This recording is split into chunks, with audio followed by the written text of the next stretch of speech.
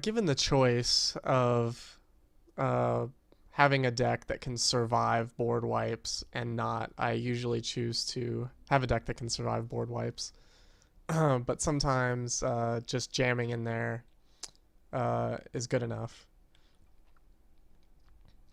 And I'd prefer to jam with white than red. It's just a personal issue. This hand is actually not aggressive. You have no one drop, very few two drops, but we can go 2, 3, 4, and these are two of the most powerful cards in the deck, so we'll try it.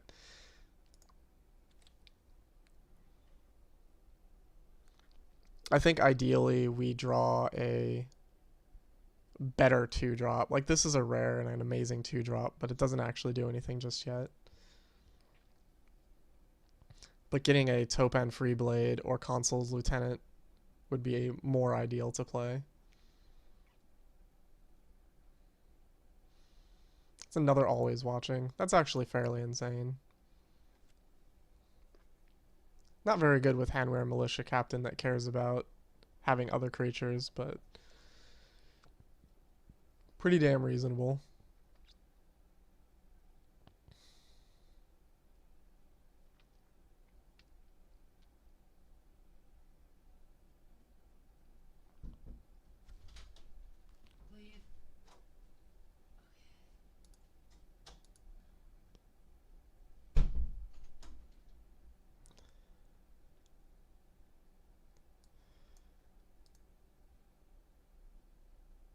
I kind of expected the Gideon's Reproach here because he plays white-green and didn't play anything. That actually doesn't matter, though. It sucks a little bit that we didn't get another guy out, but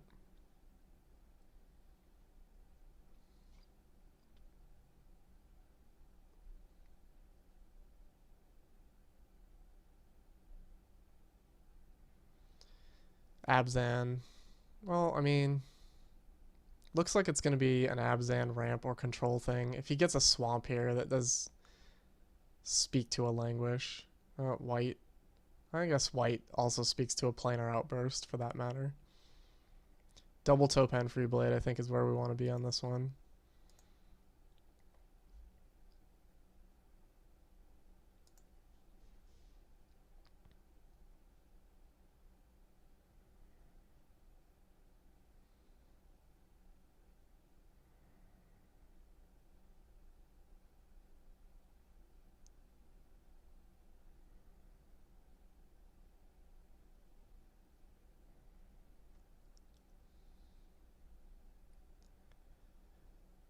Them playing nothing makes me think that my things are going to get killed, so I'm not going to play anything but this Always Watching again. If we play the Always Watching and we can make one Topan Free Blade somehow into a 5/5, then we can survive a Languish. But a block plus Gideon's Reproach speaks pretty highly to us losing this game.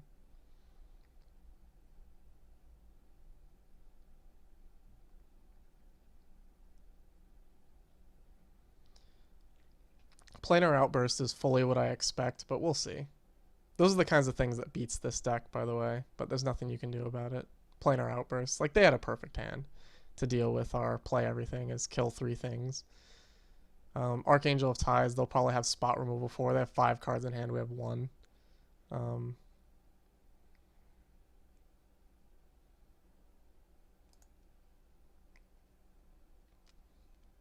Might win anyway. Depends on what the removal's like. So far, their hand has been excellent. And it still seems good because they have 6 cards. Yep. Ob Nixilis kills our thing, and we are pretty much dead. This is what happens when you go all in, though. This is what I'm talking about. It feels bad to reach a point where you can no longer win the game this quickly.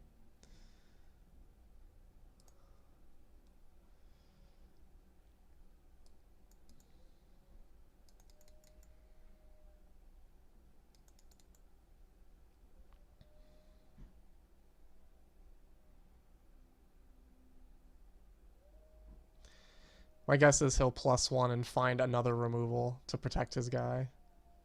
just based on how terrible this has gone. Languish, yep, that's insane. I'm about to concede because, I mean, what are we supposed to do exactly? Now he has another kill spell for the next thing we play. And it's just done.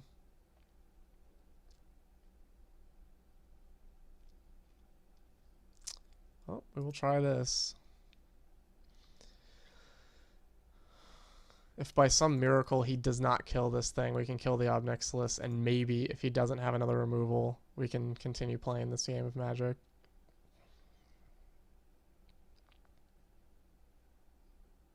Two Planeswalkers to deal with. If he flips this and draws removal or plays removal, I think we just leave. Call it a day. If he -3s Ob Nixilis, it might be enough to win anyway. But if he greedily +1s Ob Nixilis, we have a slight chance to win against his 7-card hand. Yep, he did go for the greed, so now if he has just removal in hand, we lose. Gitrog monster. That is not removal. I'm gonna go ahead and kill this Ob Nixilis. Take our chances with this Gitrog monster.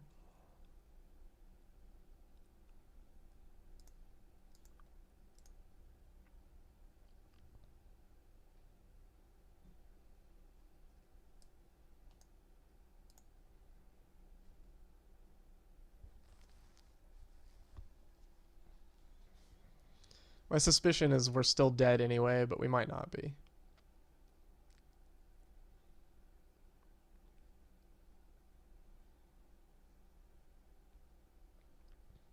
Seven-card hand. Can we beat it? Against our 0-card hand.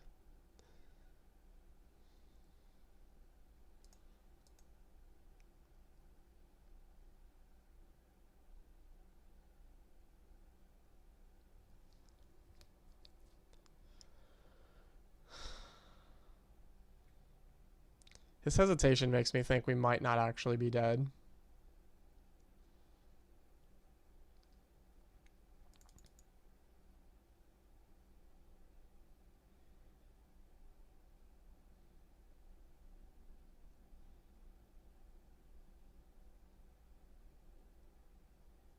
Call of the Gatewatch, getting... what, Sorin? Yeah. We will be leaving.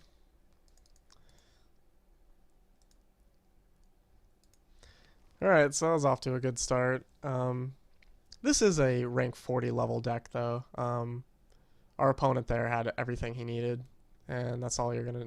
That's what happens when you go against a control deck. And 4-color Super Friends is control and one of the best decks in the format, but this actually does beat it as long as they don't hit one of their board wipes right away, or they do it too soon, or we sniff it out and they get 2 guys and we play 3 guys right after. Our hand was not conducive to that, though. Oh, going against the computer. Hooray. Making videos is so hard when this game doesn't work right. This is the all creature start and the no push through start, so hopefully we'll get something that pushes through. Thinking Declaration in Stone or Nimbus Wing should be enough.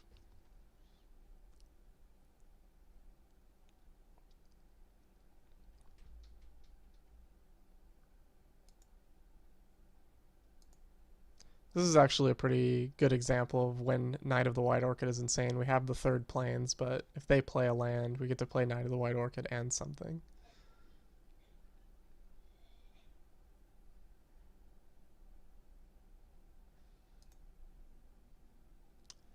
This card is surprisingly insane when they're on the play. We only have 1 guy out. Sometimes I've been in a situation where I can only ever have 1 guy out and they just plus forever. That gets us through, but now we need to kill this Planeswalker, so we have to be a little more, well, different in any case. Even against the lowly computer mind. I gotta get up and let this cat out before he drives me crazy.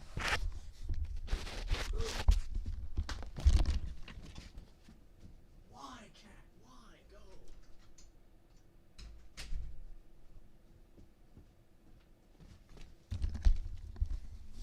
Cat pounds on the door. Drives me nuts. I've tried to fight through it on previous videos, but I lose my mind.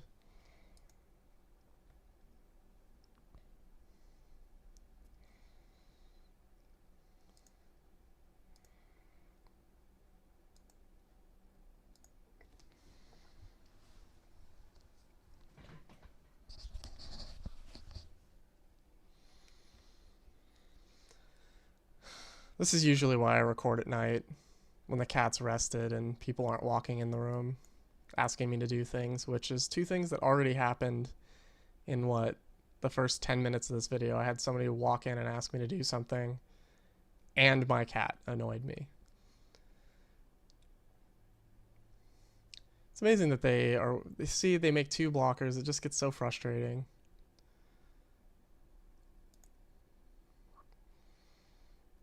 We gotta keep attacking this Nissa.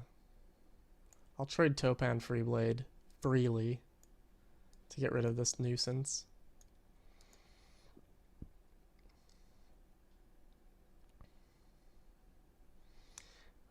See, this is the kind of weird thing that happens, like, we start overextending, and then if they have planar outburst and they get to keep their Planeswalker, we just lose the game. This is why Planeswalkers are so absurdly strong right now, because you have to play all your things in a row in order to win. And then they just planar outburst, and you get 4 for 1, and they still have their Planeswalker and the game ends. But we get to kill this thing if they don't have a white mana right now. That's a white mana.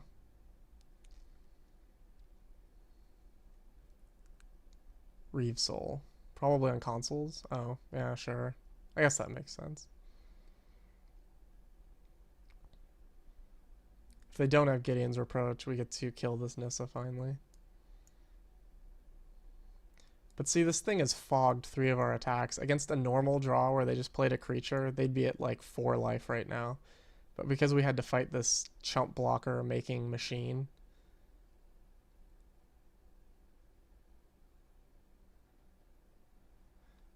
considering the computer decided to play that Reeve Soul instead of just board wipe us, I think it's safe to assume that the coast is clear. Which is one of many unfortunate side effects of being forced to play against the computer.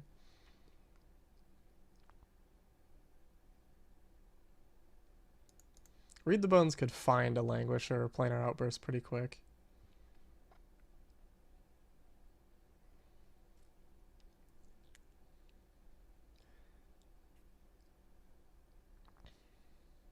See, right now, because we have 5 guys in a Plains, we could actually make this into a demon right away. But what we're going to do is we're going to... we're just going to attack with all these things. Okay, that's unfortunate. Once we have 5 things out, it's a protection against a board wipe, but we no longer have 5 things out. So we'll just hold this up and make a guy. Hopefully they won't board wipe right this second, because this is the one turn where they're safe to do so.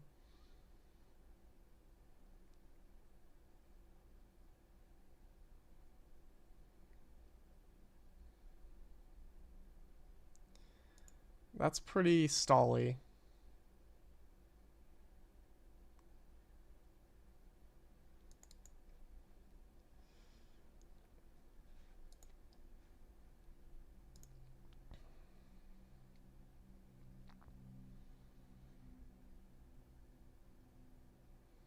Declaration in Stone. I think it's better to just Topan Freeblade, because now what happens is we get in for 3,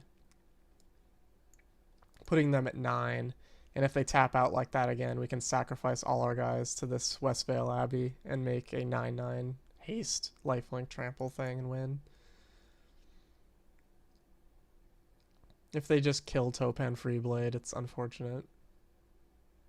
Gideon, that is fine. They no longer have white up, which means that they can't exile the Ormondal with Anguished Unmaking. They could Languish, though, which would beat us. Well, damn near anyway. Computer making that token was sure evidence that it was not Languish. We're going to go for this sacrifice thing. It seems a little all in, but it is actually pretty safe against this particular set of mana. The only thing that annoys us here is fog.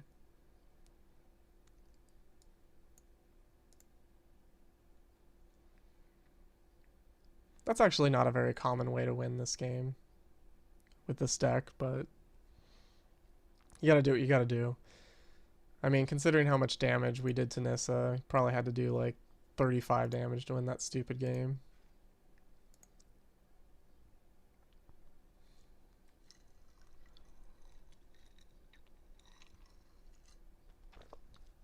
But you see this deck spits out guys pretty quickly. There's a couple other ideas I have for the deck. Putting Bygone Bishop in at 3 allows us to get clues to draw out of situations.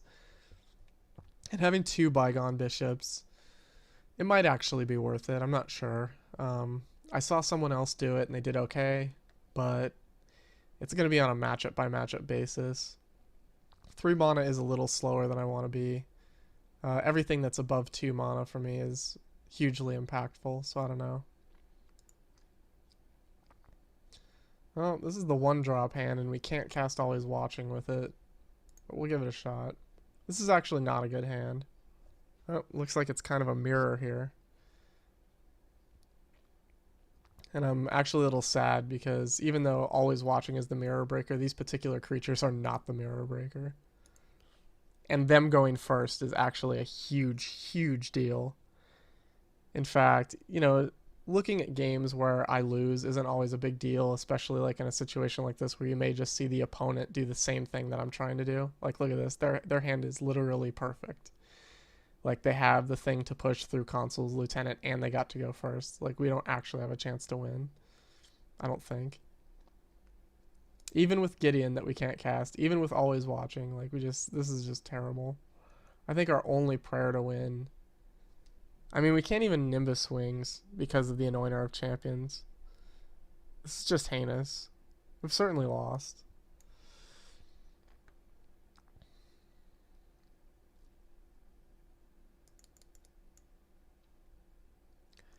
I guess if they play another Consul's Lieutenant and we top deck Declaration in Stone, this becomes a win. But outside of that, we just cannot ever block this thing.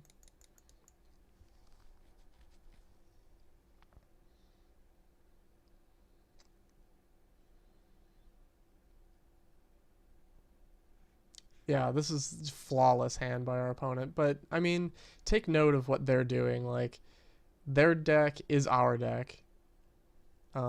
Except they had the right mana and they had the right creatures. And we had our only 2 colorless lands on both of our mulligans. We have very little chance to win here.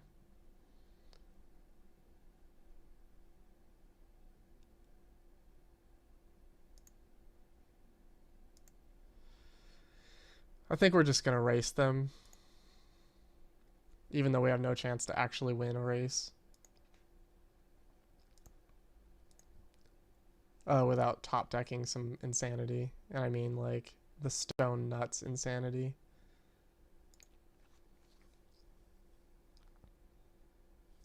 I know it kind of looks right now like these Westvale Abbeys are a detriment, but I mean, the odds of having both Westvale Abbeys in the first 7 on my even on my mulligan is pretty unlikely. But it seemed better than going down to 6, considering we didn't have much double cost in our opening hand, despite the fact that we drew all of it.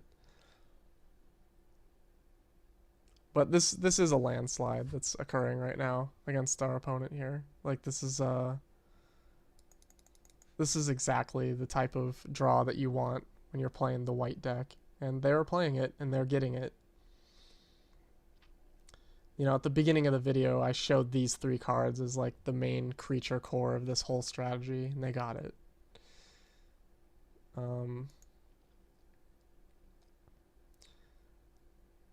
Mana efficiency says Gideon, but I think always watching is where we want to be.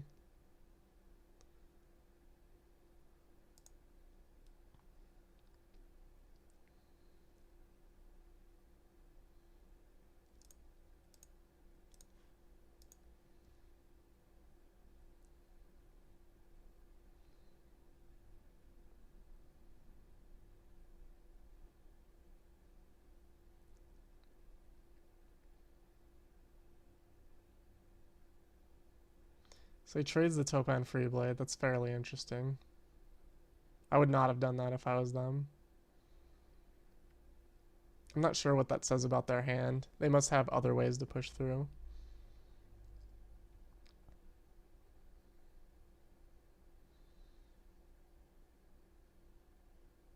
Declaration in stone. That is one of the ways that you push through.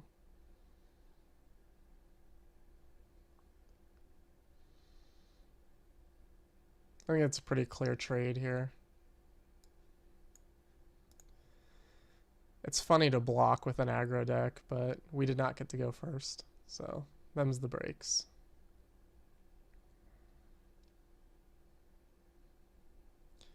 That's pretty good.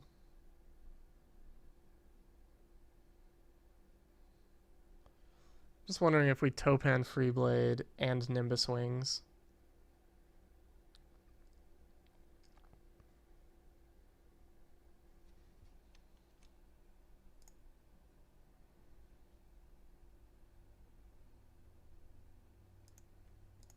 If they don't have another Declaration in stone, this might actually stonewall them. We're going to risk it because we're a little bit behind. And it would be nice to just turn the corner with full information right this second.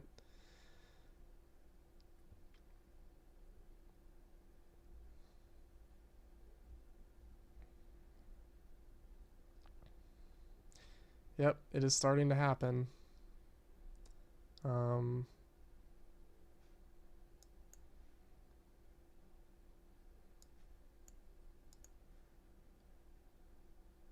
I think it's probably better to play Gideon just because we can use all of our mana. Although, you know, maybe I want to draw. So maybe I consoles Lieutenant and then hold up this, or just maybe I just draw right this second. Alright, that's actually good. That was almost a perfect draw because now we can push in consoles Lieutenant next turn. If we draw a land, we can play Knight of the White Orchid and and Nimbus Wings and really start putting the screws to him. In fact, it's lethal. Yeah. Normally we get to just win the game right there when he leaves. It's interesting that we won this game. I think it started with him trading that Topan Freeblade. I'm not sure that was smart. He was way ahead.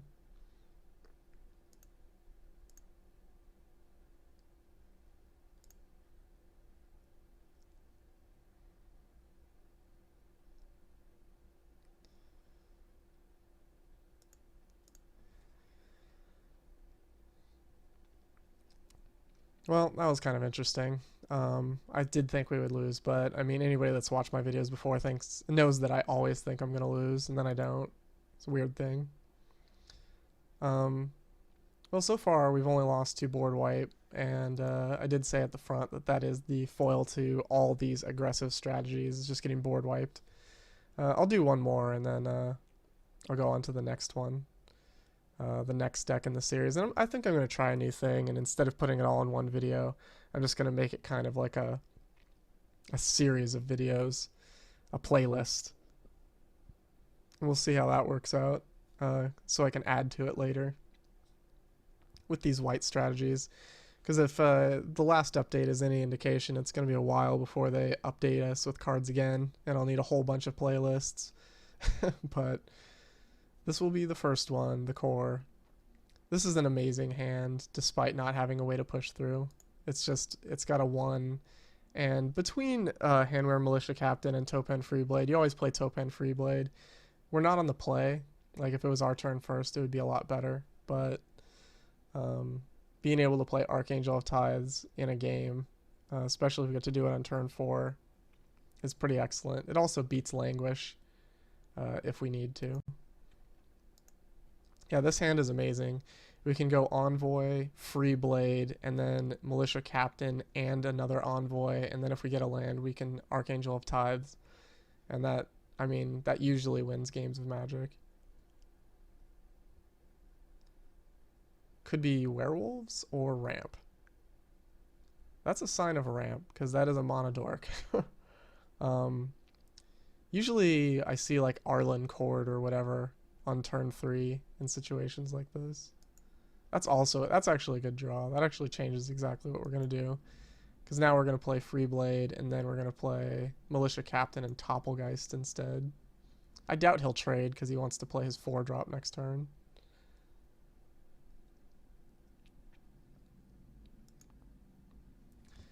Yeah, so now if he has a blocker, we can tap it down with Topplegeist and get in with our things. Hopefully it's just Arlen Cord, because we can deal with that. It's a good card, but... Alright, that's them digging for a Planeswalker.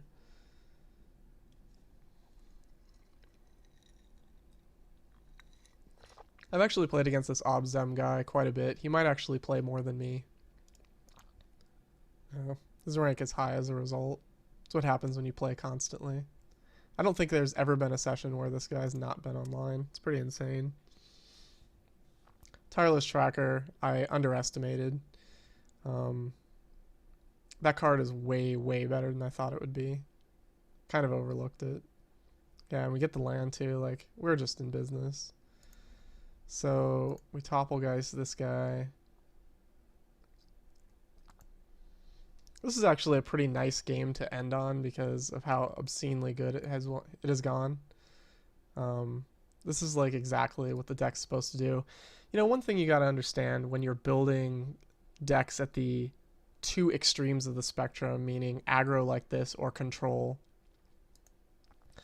you need to always consider the things you need to do to win and how you support that plan. And it's the same thing with control. Like this, we need like Topan Freeblades to get in and become 3/3s as fast as possible to win.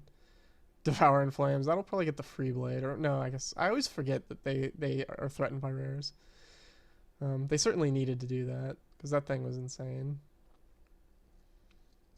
But it's the same with control where you need to play your bombs. So every single thing you play, kill spells, board wipes, draw spells, all those things need to be part of this plan that lets you play your gigantic things.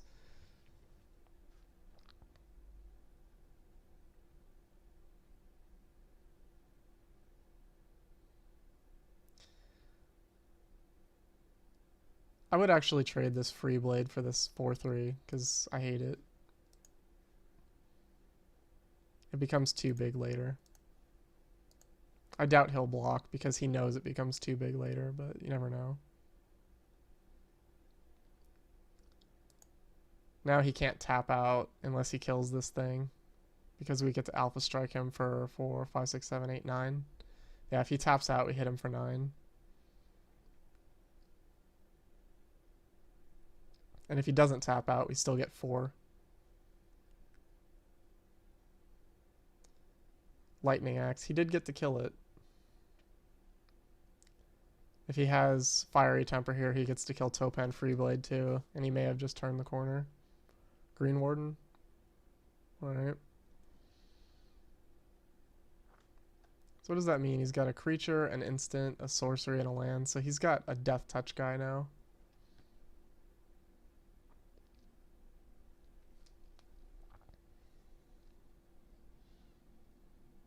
His deck's come together pretty well. I like it. Regardless of whether we win this game or lose, and it's actually starting to err towards the side of lose now. This was an excellent draw. Oh god, and always watching to cap it off, insane. We are out of cards though, which is a little unfortunate. We don't get to attack either. I think right now what we want is Nimbus Wings. That's what it's in the deck for, is this exact situation.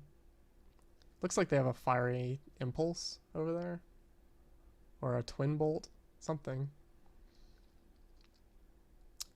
keen to not take this 2 damage. Lightning Axe again, interesting. This guy's certainly had a lot of relevant things. We got the 2-for-1 him twice, so we 4-for-2'd him with those lightning axes, but he beat the things that are going to beat us, which is flyers. And we're running out of flyers, actually. We only have 2 more Toppelgeists and 4 enchantments, Nimbus Wings, in order to win. So we have 6 out of 48 cards that win us the game.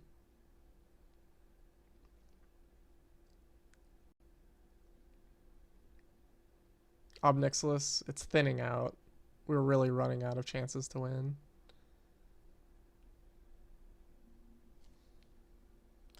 Nimbus Wings probably wins us the game since he only has 1 card in hand. We probably just get in for 5 twice and win. But we need it right now. Gideon, is that good enough? If we Gideon and Ultimate, then we trade. And trading is not great because he still has Obnixilis and we would have nothing.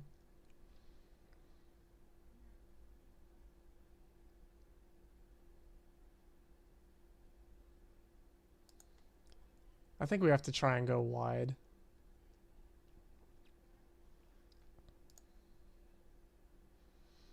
If we pick up a Declaration in Stone or a Nimbus Wings, we're good, so we need to be smart. I mean, trading off his guys would have been nice to kill this Obnixilis, but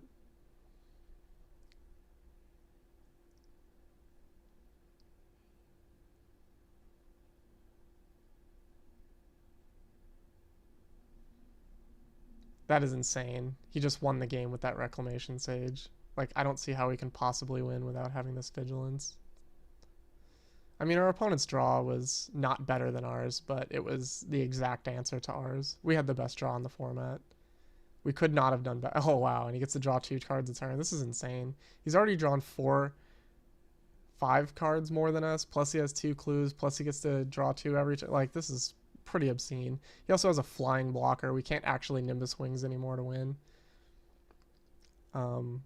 I think I'm going to just quit. I think that that's what we do, is we just quit right now.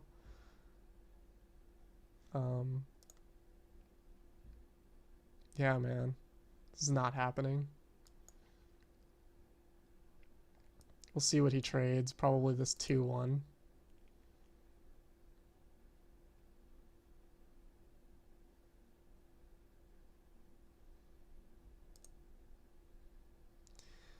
I mean, I guess our opponent could make some kind of crazy error and lose, but I highly doubt it.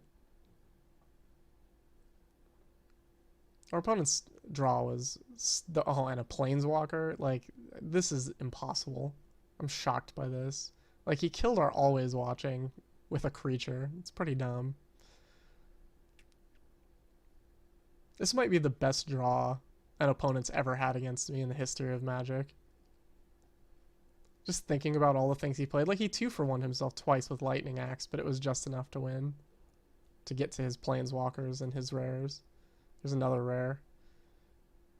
He now has 6 rares on board and can draw a card still with a clue.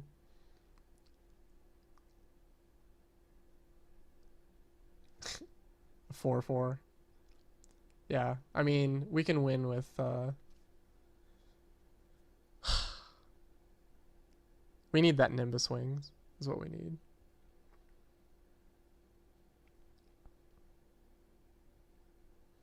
Kithian, that's certainly not good enough.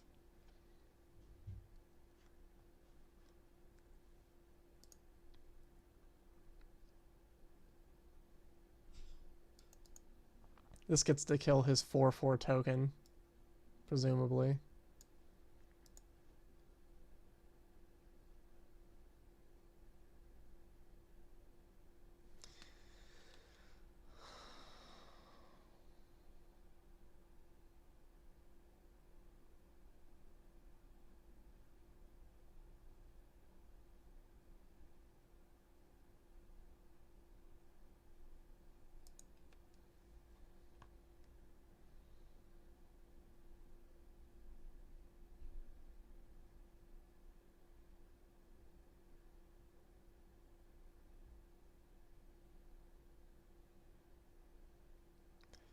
I'm not sure why I'm still continuing to play this game, but it's probably because I think that we could get lucky if he plus ones Obnixilis enough to get him in striking distance. There's that Arlen Cord we were afraid of so long ago. So now he has 1, 2, 3, 4, 5, 6, 7, 8 rares on board.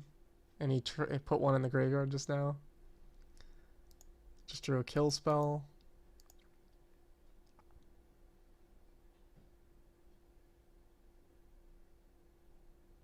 I mean, considering this guy didn't have a board wipe, his draw was certainly excellent. He's going to kill a guy. Nope. He has decided against it. If we win this game because he Obnixilis is plus too many times, that'll be one of the most hilarious things ever.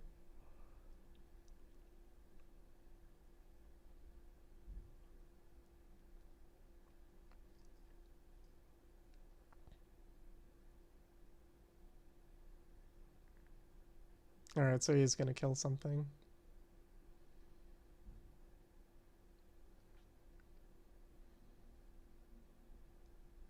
I can't even imagine what we'd have to draw to win. It's pretty mind-boggling. I really wish he'd just hurry up and attack with everything and kill us instead of getting all his perfect draws and dicking around. But I just want to note that Tireless Tracker, like, look at the work it's done. It's actually obscene what's happened. Declaration in Stone. That's actually not good enough anymore. There was a time.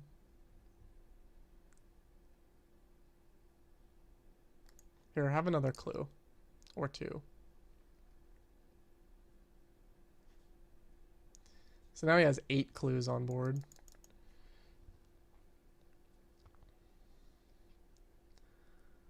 And he's drawn 13 more cards than us, but we can still win by some miracle.